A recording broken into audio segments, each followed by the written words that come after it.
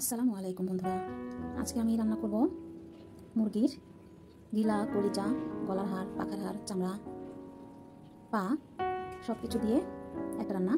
আমি এটার সাথে অ্যাড করব আলু, পেঁয়াজ, গাজর, টমেটো, পেঁয়াজকলি, গরম মশলা। আর এটা আমি রান্না করব সরিষার তেল দিয়ে। তো দেখতে থাকুন আমার রান্না।